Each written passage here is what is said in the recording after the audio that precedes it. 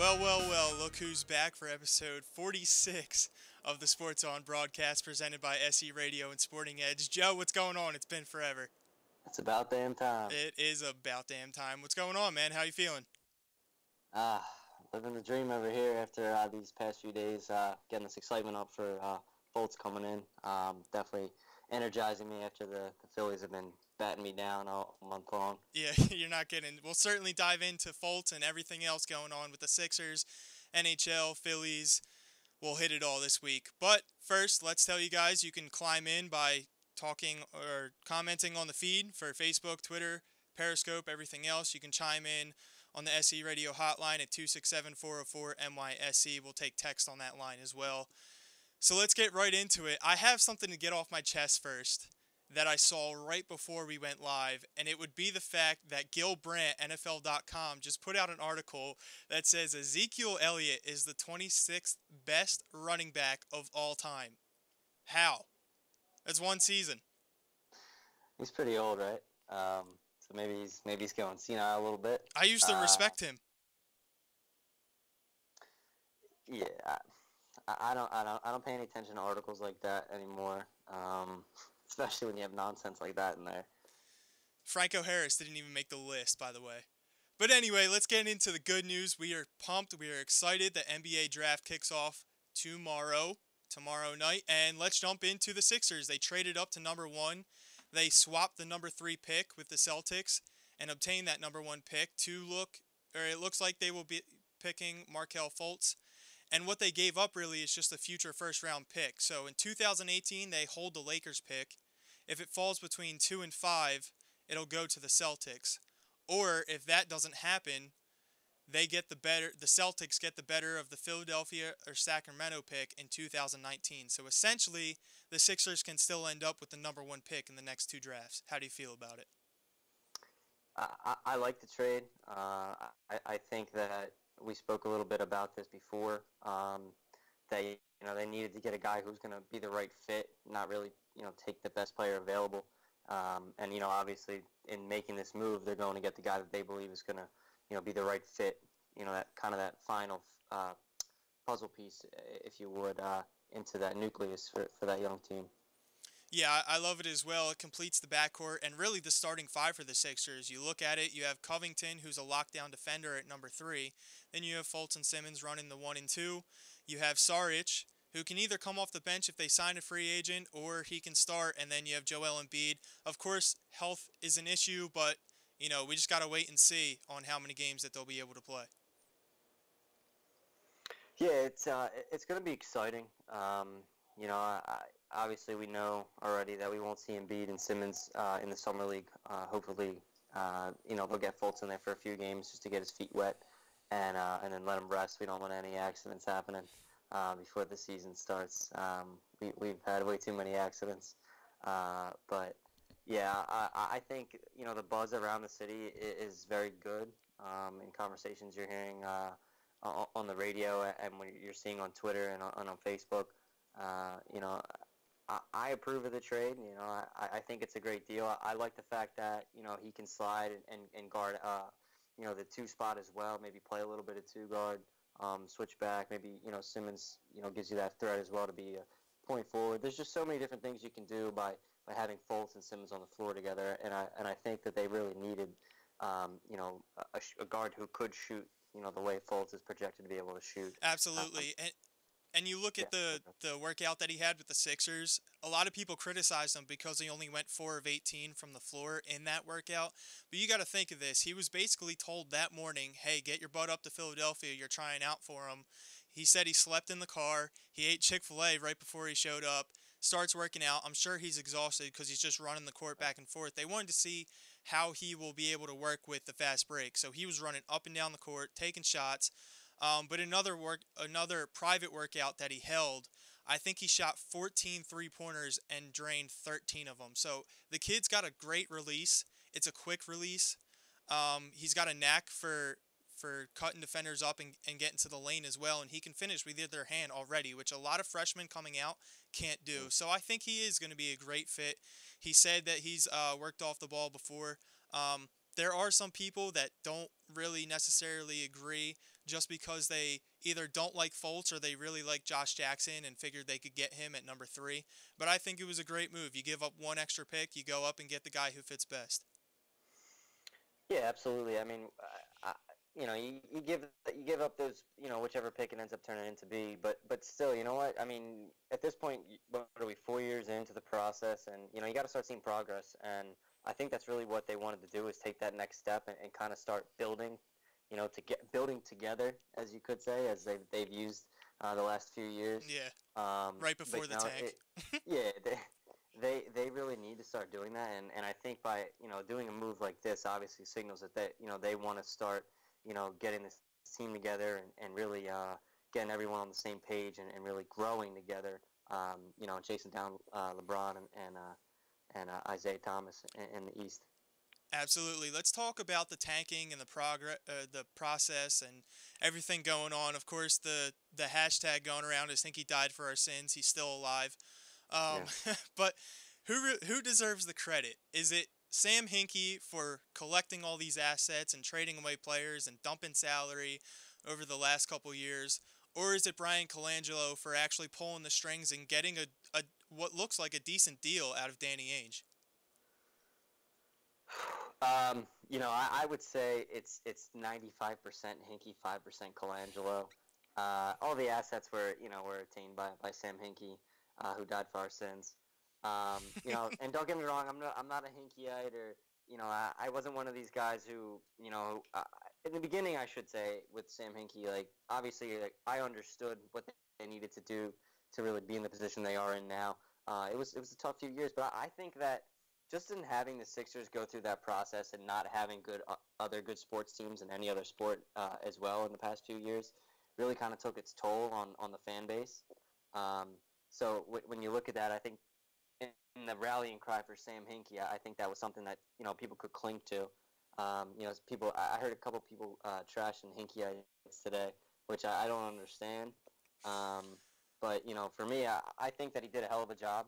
Obviously, it's the long-term build. It's not the short-term build, and I think that you're going to have a strong nucleus here for 10 years because of all the moves that he made.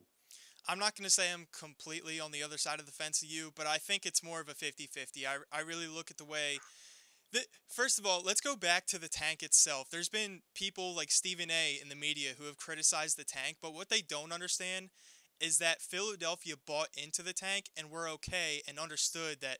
I would say 80% of the fan base said, look, we have to do this in order to compete. We're stuck in limbo or purgatory, however you want to call it. But you have outside media members saying that the tank will never work. It's a shame. It's embarrassing that a franchise lost on purpose. Well, that was the whole plan that Hinkie put in place, and then Hinkie built he built the process based on collecting assets, and we got those assets because of Hinkie. But then I really think the way that Colangelo has stepped in and made some decent trades, you got to give him some credit. I mean, the Ilyasova thing, yeah, it really didn't work out in the end, but if they bring him back, at least you got a look at how he fits in the system and all that. And then I, I'm probably different, but I give him more credit than I guess a lot of people are in the way that he went about the business, moving up, identifying the player he likes, and then going and trading with Danny Ainge. I was really afraid when I heard about this trade and rumors were circling over the past week. I was afraid we were going to give up Dario Saric 2 picks. I think he got a fair trade, and that's credit to him. Yeah, and for me, I would say that speaking on Colangelo, like you kind of really, you, just going off of my answer, I just feel like you can't give him that much credit yet. You've got to kind of see what happens going forward, at least in the next 2 years. But I would think in the position that they're in right now, it's because of Sam Hinkie, and I really think it's Colangelo's job, not to screw up, the assets he was given. So I'm actually really excited to see what he does in free agency, and then I think that's something that we could touch back on afterward. Yeah, yep. Yeah. And then the other thing, let me just make this clear. I think Ben Simmons and the past, like starting at Ben Simmons and going backwards, that's Sam Hinkie. And then, everything that happened last season, other than picking Ben Simmons and forward, is now Brian Colangelo. That's kind of where I draw the line. Let's bring Noah in. Noah, Um, what are your thoughts on just the Sixers moving up for Markelle Fultz? And then would you say that Sam Hinkie is not to blame, but do you think he should get the credit? I like the move. I think Hinkie should get the credit because he did start this all, and yeah, I just like where this team's moving forward. Yeah, absolutely. Let's jump into the end of the process, or is it? Because Joel Embiid himself names himself the process, and he says that the process doesn't stop until the winning starts. I, on the other hand, look at the process and say that it's all the accumulation of assets. It's the last 4 years of picks and all that. I think the process has ended, and we need to trust the progress, not the process. If you're going based off Joel Embiid, I think that he would say that the process, will continue, just based upon the way he sees it. I remember seeing a quote from him, maybe 2 days ago, and it was like, the process is to get a winning record to make the playoffs, and then there's another process to win the East, another process to get to the finals, and then another process to win the NBA championship. So I think when you talk about him, I think that in his mind, that's kind of like something he's taken on as like almost maybe like a life slogan. Hmm. Um, but in terms of like what we would want to break it down, I would think that at this point you're moving into the progress. The process is no more, and you're going into the progress It's an now. ever evolving process. Yeah, absolutely. So going forward, it's definitely good. You got to see how they progress, and I know that you hear a lot of radio shows and even a lot of speculation on social media that the Sixers are going to be a playoff team next year, and that's really nice to say out loud. But I think that this team is still incomplete. They have a lot of things to do in free agency. So to make those kind of predictions right now, I think are ludicrous to some fans to do. But I mean, one thing I will say: people talking like that just means they're excited about the product that they're going to get on the floor next season. So that's a positive we can take out of it. Absolutely. Let's look at the number one pick. The Sixers just traded for it, and now people already want to trade that for other other Of course players. they do. Let's look at um, let's look at Kristaps Porzingis. I just butchered his name. Say that 3 times fast. Kristaps Porzingis. No, can't do it. Um, but anyway, let's look at him. And the Sixers have, in fact, required, according to multiple reports, they have inquired with the Knicks about Porzingis. Now I look at it, and the theoretical deal that everyone is throwing out there is the number one overall and Dario Saric for Porzingis. Do you like that deal? Would you pursue anything like that? No, I'm set on what we have. I'm not pursuing Porzingis unless he absolutely falls into your lap. Which, I mean, when you look at New York and the dumpster fire that it is right now, it's possible that someone could get him for nothing. Um, but I'm not willing to give up anything that we have right now. We made our trade to go up to the number one overall pick and get our guy Markel Fultz, and I think that's where you stand. I like Dario Saric, even if a lot of people don't project him to be in the starting lineup. He's going to be a great guy off the bench, a great energy guy, as we saw last year. He's obviously a great team leader already. It's just somebody I want around this team, and I think his skill set as a passer too is going to pay huge dividends to what these guys are going to want to accomplish. I found a gem of a tweet from old Sixer Evan Turner who said he said that Phil Jackson should send Porzingis to the Lakers to make up with Jeannie Buss, who he used to date. Oh man, uh, that's but horrible. but no, I would stand pat too as well because it's not just giving up the number one overall pick and Saric.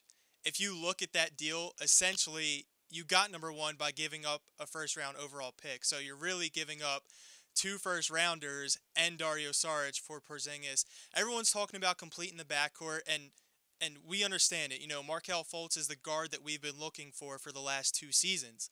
Right. And the process has started because we got rid of a guard in MCW, and you need to replace him and all that good stuff. But I really look at the front court, and yeah, Porzingis is a different animal than Jahlil Okafor, but we already tried the Twin Tower thing for a season and a half, and it didn't work out. And I just like the way that this team looks, especially if you go out and get a veteran. And Dario Saric is coming off the bench, like you said.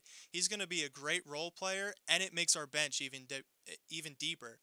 So I don't know. I wouldn't pursue it. Porzingis, he's going to be a good guy. He's going to be a good player. Might even be a perennial All-Star. But he's playing 32 minutes right now, and 18 points is pretty good in his second season. The 7 rebounds, though, people say, he's an 18 and 7 guy. I look at a 7-3 player, and he's playing the perimeter, much like Kevin Love did on the Cavaliers. It's the same role, and I feel like he should be pulling in 15 rebounds, not 7. So, I don't know. I look at It's a lot of boards. It is, but, I'm okay, 12. But what I'm saying is, I look at Porzingis, and I feel like he should be doing more. I've heard from players or from people who cover the Knicks, I've seen that they criticize him when the going gets tough. He kind of bails out. He's a little bit of drama queen, didn't want to work out for the Sixers in the first place. I don't know. I just think it's a bad deal. I don't know. I wouldn't do it. Yeah, there's a lot of stuff coming out about how he's not a team player and how he has a poor attitude. And you got to remember, I think, what is he, 21 years old? He's not an old guy by any means. So there's some immaturity there. But, as far as his talent goes, I think he projects to be, anywhere from a 20 to 24 point a game kind of guy, 10 boards. He's going to be, like you said, he's got the potential to be a perennial all-star player. But for me, I like the direction they're going, and for the last 3 seasons even, we've just been pressing the point that we need guards on this team. We need guards. So, drafting Markelle and a Fultz, shooter. It's a no-brainer. Yeah, you need to take guards. You need to get more guards. I mean, realistically, yeah, I understand T.J. McConnell had a great breakout season last season, but when you really look at it, he's maybe a backup point guard, maybe the third point guard on your team. It's just not going to cut it. You need more guards on this team, and I think that you're pretty set as far as big men go right now. Absolutely. Let's check in with Tyler Pomeroy of Sporting Edge, and he is one of our basketball writers. He's going to give us the lowdown on the Sixers, everything else going on in the NBA. There's a lot of stars out there that are on the trade block. It was what it sounds like, and he's going to talk about the Sixers front office as well with us. So, Tyler, are you there? Hey, how's it going, guys? It's going great. Glad to have you on. So let's get your take first off on everything we've kind of talked about. Let's talk about the Sixers trading up for Fultz, and then the Lakers trading away D'Angelo Russell as well, which sets up the rest of the draft. What are your thoughts on Markelle Fultz and the number 1 pick? Listen, as far as he's the best prospect on the board, it made the most sense to do that rather than take Josh Jackson at 3. He saw the court where Fultz, you know what you're getting. He's a simpleton. He's all about what he does on the court and proving that he wants to be Rookie of the Year and MVP next year. That's it. He has no off-court problems like Lonzo Ball. Yeah, and to that point, he's really stacked up the chips and has a chip on his shoulder. He wants to prove a lot of people wrong. I think I think he's from Maryland or Washington, D.C. area. I think he's a little mad that the hometown schools didn't offer him the full-time scholarship. He got cut from his high school. There's a lot of people now saying that he's going to be a bust. He's stacking up the chips and saying, look, I'm going to hit the NBA running, and I'm ready to put in the work to do it. Yeah, for sure. I think his work ethic just stands out so much more than any other prospect on the board. Like, he just does such a good job of separating himself from everyone else. Absolutely. He's been the consensus. He only won 9 games. But he's been the consensus number 1 pick the entire season. Speaking of the 9 games, do you put a lot of stock into a rookie trying to come in, or a lot of people have criticized him for not being the leader that he should have been at Washington because they only won they only won 9 games? Listen, I don't think that winning really has anything to do with it in college, because look at the Cavaliers. LeBron James didn't carry that team by himself, and look what happened. No one else picked up. It's a different game, but I don't think that winning in college means you're not going to have a work ethic to win in the NBA. Fair point. I think that's what it comes down to. The Lakers traded away D'Angelo Russell, and now that we know that Fultz and Ball will most likely go 1 and 2, who do you think follows those two? I think it's going to be Jason Tatum from Duke, because met with Josh Jackson yet, and he's declined multiple workouts. Even when he was close to Boston, he didn't go to any workouts. So I think they're going to go with the safe bet on Jason Tatum from Duke. Joe, do you agree Small with forward. that? Do you think Jason Tatum goes or Josh Jackson to the Celtics? Or do they trade out? I don't think they'll trade out. I think that, as more reports keep coming out, it sounds like it's going to be one of those two players. I would expect them to take the best player on the board at that point. Obviously trading back, just acquiring more assets and trying to get the best guy at that spot. I heard also that, Danny Ainge has said that they're going to take the same guy at 3 that they were going to take at 1. So, I think that at that point I think it'll be Josh Jackson, but I could be wrong. But we'll see. Let's go back to Tyler here. What are your thoughts on the potential move of Porzingis, Paul George, Jimmy Butler, Kevin Love, Paul Millsap? The list just keeps growing this offseason, and the NBA offseason has been more entertaining than last year's regular season. But what's your thought on all these players trying to opt out? They're taking less money. They want to go play and team up and Everyone create wants super to do teams. super team. Yeah. Everyone wants to do a super team. And now it's with guys like Jimmy Butler being told not to go to the Cavs. It's not a good scenario right now after their GM was just fired. I think he'll stay, honestly. Maybe go to Boston, because if Boston seems like the destination for someone to build a super team with, because they could get Gordon Hayward. There's a chance that Kevin Love goes to Boston. It's really kind of like a revolving door around the free agent scenario right now. It's like no one knows for sure who's going to land where. Yeah, absolutely. And then you look at Paul George, too. I think the Lakers are really the front runner to land him. He's even said that he's probably going to opt out to the Pacers and go to the Lakers. Do you think the Lakers need to make a move now before he goes to another team or is traded to another team for the next season? And then maybe he falls in love with that situation and never makes it to the Lakers. Do you think the Lakers need to pursue him right now? I think they do need to go out there right now. I don't think that they have what they need to trade. Rid of the second pick. I think that's like a little bit too much for the Paul George trade, but I think now's the time to get him. You never know what could happen in the future, and if you want him that badly, and if he wants to come to you that badly right now, now's the time to pull the trigger. What did you make of the D'Angelo Russell to the Nets trade involving name is slipping me. Maybe you can help me fill it out. Sorry about that. Brook Lopez goes to the Lopez? Lakers. Yeah. Oh, and Timothy Mozgov. Yep, absolutely. What'd you make of that trade? I thought it was interesting that Jahlil Okafor wasn't traded before D'Angelo Russell was.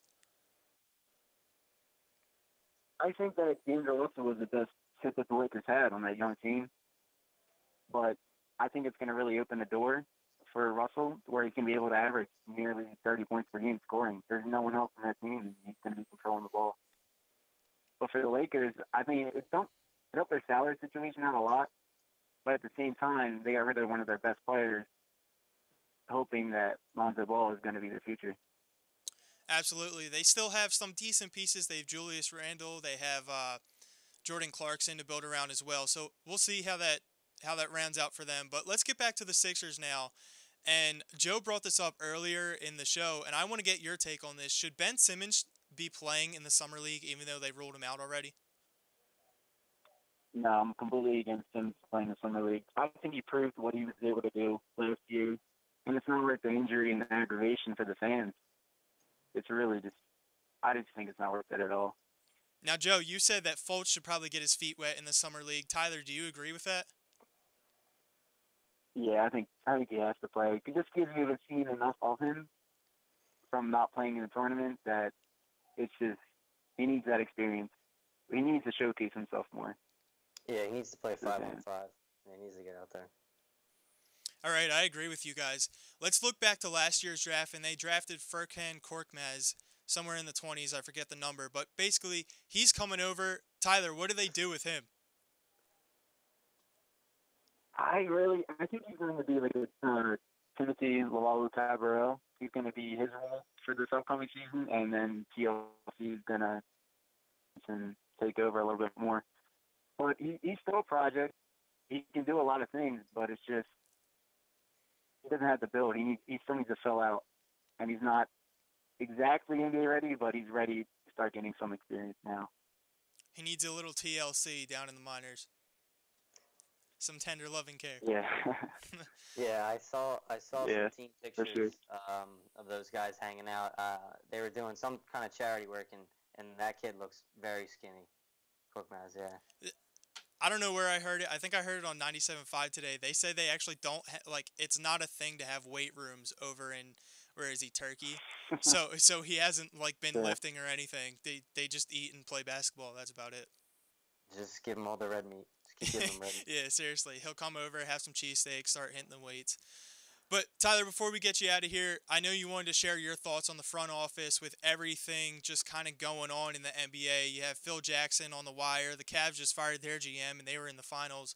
What's your opinion of the front office for the Philadelphia 76ers and beyond? My take on the front office for the Philadelphia 76ers is that we have not heard of one scandal involving Josh Harris or any of the other owners. What is going on with Dan Gilbert and the Cavs? What is going on with the Buss family out in LA? And what's going on with Phil Jackson and Yeah, Dolan in New York? he's right. It's just a scenario where I feel like the Sixers have an advantage. Maybe not a free agency advantage because of the losing, but it's just I feel like there's more of a balance.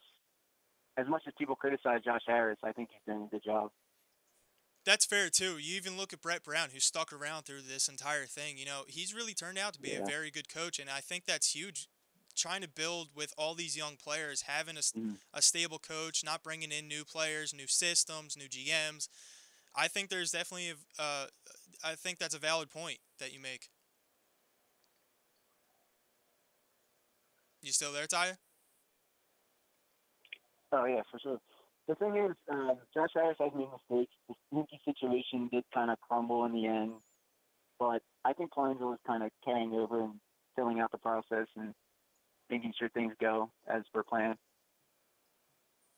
Absolutely, Tyler. We thank you for your time and thanks for climbing on with me and Joe. Keep up the good work and Yeah, no keep writing those problem, guys. articles. That's the process. Trust the process as it goes out. Dude, All right, we're going to jump into our quick hit topics and kind of wrap up the show here. Let's start with the Philadelphia Phillies. Now, I know a lot of people are probably going to check out right now. We'll make it quick, I promise.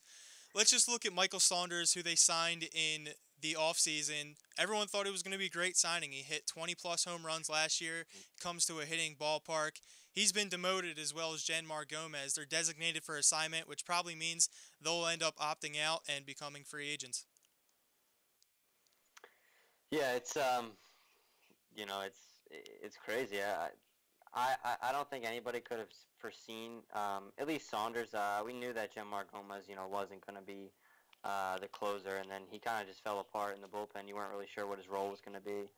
I think they had him on a $9 million deal in Saunders, and I read today that since the All-Star break last year, he's hitting 190. Ugh.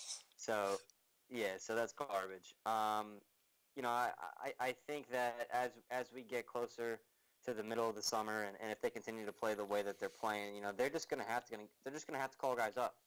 They're gonna have to suck it up and do what the Phillies never do and call guys up before they're 26 years old and let them get out on the field and play and just see what they have and their prospects, because at this point, if you really look down the ladder, it really hasn't been an exciting year for most of the prospects that everyone was taking, or everyone thought that they would take the next step forward.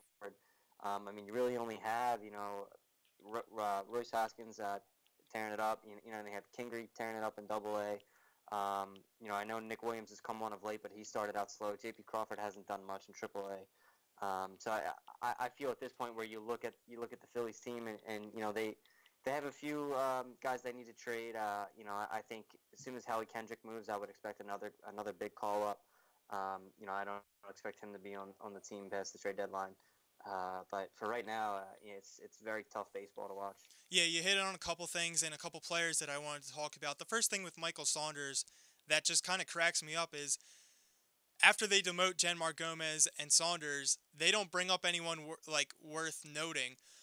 Excuse me. Right. They didn't bring up Nick Williams or anybody like that. Howie Kendrick, you brought up. It looks like the Yankees have interest in him right now. They want him to transition to third base for them, which is a bit odd, but I don't know, not my team, and I don't really care. Just take them off our hands. But you go back to the Phillies draft, 2 weeks ago? They pick in their first round with the number 8 selection. They pick yet another outfielder. I don't understand the mentality. You have Nick Williams. You have Odubel Herrera, Aaron Altair already in the majors. You have Dylan Cousins. You have a ton of these players. Mickey Moniak, Zach Randolph, and now the new kid that they just selected. They're stocking up all these outfielders, and I don't understand what's going on with that. But I mean, I really thought they would give Nick Williams a chance when they demoted Michael Saunders. Yeah, I had a chance to check out a little bit of a conversation with Todd Zalecki this morning on one of the radio stations. That I can't remember which station it was, but he was saying what they're really nervous about Nick Williams right now is he's sitting at I think it was 8 walks on the season and about 90 strikeouts. So that's a fantastic ratio for a pitcher. So they're pretty concerned about that. But that. At this point, I don't know what else those kids really have to do. Just bring them up and see what you have in them. At this point, it's already a lost cause on the season anyway. You might as well get these guys up here and get them starting to gel and at least see who you have, in your nucleus going forward. I mean, when you really look at it, there's so many guys on this team that that they just aren't going to be here. So, I think you just owe it to the fans to want to get out and go down to the ballpark and just see a decent product out on the field. Yeah, they're doing themselves a disservice by not bringing up the prospects. They're losing ticket sales every day. Right, exactly. I mean, why do you want to go to the ballpark to watch Freddie Galvis hit pop-ups? You know what I mean? And maybe hit a home run. Freddie Galvis is what he is. He's not going to do anything. Herrera's bat flips on doubles. Yeah, I'm just sick of what they're doing right now, and I think that they really do need to listen to the fan base, and you tune into any station or go on Twitter, and people aren't watching the Phillies. They're not watching the Phillies. They're laughable at this point. They really are. Yeah. So you would think that they'd say, all right, let's get some of these prospects up. Let's get people out to the ballpark. Let's see what we have. But they haven't done it yet, and it's really unfortunate because I think that they're missing out on what they could really have at the next level in terms of just building that chemistry up at the majors. Absolutely. Let's come full circle and come back to the winter games to close out the show. We did get some really good questions on Facebook that I want us to answer and kind of talk about real quick. So the first one is from Gabe. He says, how do you guys think the Sixers are going to do this year? And then kind of along the same lines, Timothy says, can the Sixers be a contender? So I want to get your thoughts on that even before they draft Markelle Fultz about 24 hours from now, and just get your opinion out there. I think the Sixers are going to be a very exciting team to watch this season. They're going to go through 5-6 game stretches where they're going to look very good, and then I think they'll go through 5 or 6 game stretches where they'll look very bad. I think in being a young team, really when it comes down to stretching the games, the last 2 minutes of the game, I think that's where you'll see them struggle. But I do expect them to make more moves in free agency and pick up some more veterans, and hopefully another shooter. And I will say that I do think that they can contend to sneak in, backdoor to that 7-8 spot in the East. It's not very difficult. The East isn't very competitive, so I wouldn't be surprised to see them make that push if everyone's healthy. But I definitely think they'll be exciting, and people are definitely going to be down there rocking Wells Fargo Center, every home game. Absolutely. Brian Colangelo actually said that he thinks that they'll be playing in front of sellouts for a majority of the season, and I tend to agree with him. Just because of the excitement level around this team, especially drafting and putting 2 number 1 prospects on the court at the same time, that's going to be huge, especially to start off the season. I think they're going to get off to a good start. But when you look at the East, and you just brought it up, when you look at the East, it's in turmoil. I mean, you have the Cavs, and they already have questions. Where's LeBron going? Kyrie wants out. Then you have the Celtics, who are trying to build. Kyrie wants to leave, and I saw conflicting reports today. It's funny that you brought up the Cavs. I saw a conflicting report from yesterday because yesterday I read that they talked to LeBron about before they fired the GM, and then today I saw that they didn't talk to LeBron about firing the GM. So if if you have the king pissed off, I mean, you're screwed. He could easily leave again. Kevin Love could leave. I mean, essentially, if you look at the East right now, you have the Cavs and the Celtics on the come, and then you have Toronto losing Kyle. Excuse me, I got something stuck in my throat. You have Kyle Lowry leaving Toronto, Paul George in Indiana. That's a mess. You have Jimmy Butler in Chicago. That's a mess. You have Porzingis in the Knicks. That's a mess as well. I think you're right. I think the Sixers will hover don't forget around. Carmelo too for the Knicks. Yeah, I'm sorry. Carmelo. Don't forget Carmelo in the Knicks too. Absolutely. So you look at the East, and I think the Sixers really have a chance to go 500 this season. And that would be my expectation. Joel Embiid himself said he thinks they're going to be a playoff team. I would love for them to make the playoffs. I think they'll get in, but I'm also not going to be extremely disappointed if they don't make it. As far as the contender thing goes, I think they'll be contenders on an intermediate level, meaning they will grab that 7 or 8 seed, possibly 6 if everything works out perfectly, they stay healthy. But I would really say, like, if you're looking at win totals, I would say they hover around 500 this year. They take another 10 to 12 game leap in a year, and then they're real contenders 3 years down the road. Yeah, I would tend to agree. If they stay healthy and they add the right bench players, you get the right role guys on this team. I tend to agree. All right, Tim chimes in with another question. He says, did they give up too much to move up 2 spots? We kind of hit on this earlier in the show. We both said no. They're only giving up 1 future pick to grab the guy that they identified, and he fits the system, and everything's a go. But there is another draft going on Friday night, Joe, and we can quickly hit on this and then wrap up the show. But we do have the NHL expansion draft going on right now as we speak. And one thing that really caught my eye is the Vegas Golden Knights took Marc-Andre Fleury from the Pittsburgh Penguins. And I know on the list of available players for the Flyers was Michael Neuwirth. Now they gave him a 2-year extension, but they're also moving on from Steve Mason. Do you think Neuwirth is going to stick around and be the goalie for the Flyers next year? I would expect him to be on the roster. I think that they're going to split time between goaltenders. Obviously, they're gonna look to add another goaltender. I don't expect Steve Mason to be back next year. I think they would try to add a veteran, try to bridge the gap between the young guys that are coming up. A lot of people are high on Carter Hart. I know there's another goaltender. I think he's a Swede, but I can't remember Not Stolars. His name right now. Yeah, not Stolars. Barring some ridiculous breakout season, but we haven't seen anything that would indicate that he would pull that off. I think at this point they're looking for a bridge to the young prospects at the goaltender spot. But yeah, I mean, it's gonna be a good week in Philadelphia. You have the NBA draft tomorrow with the Sixers picking number 1, and then you have the Flyers selecting, I believe Friday, right? Friday night. Yep. Number 2. With, the number 2 spot. So it's going to be be good end of the week, and hopefully we'll add more players and get some more news to talk about next week. Things are looking up in Philadelphia. Like you just said, the Flyers will select Friday night, and they have one of the top 2 picks. And it's really a 2-player draft. If you look at any mock draft or any analysis of the draft, there's going to be 2 players there: Nolan Patrick or Nico something. I forget his last name and don't want to butcher it, but it's going to be one of those 2 players for the Flyers. We have a special guest coming on next week. You guys are going to want to tune in. He's going to break down the Flyers and everything else going down in Philadelphia, in the Philadelphia sports scene. So look for our promotions. We're going to throw it out there on social media, and you guys are definitely going to want to tune in next week. I'm going to throw it over to Joe, and he's going to shut it down for this week, and we'll see you next week at 8 o'clock on Wednesday. Tim's comment, Joe survived Firefly. Been surviving Firefly for 6 years now. That's funny. But yeah, no, definitely tune in next week, guys. We have a special guest, and trust me, I know you guys love all of our writers that chime in every week. We get some great stuff. It's an outsider. This is an outsider that you're gonna enjoy, and you're gonna want to tune in to hear. And he knows his stuff. Yeah, absolutely. He's professional. So definitely check back with us. Come back next week.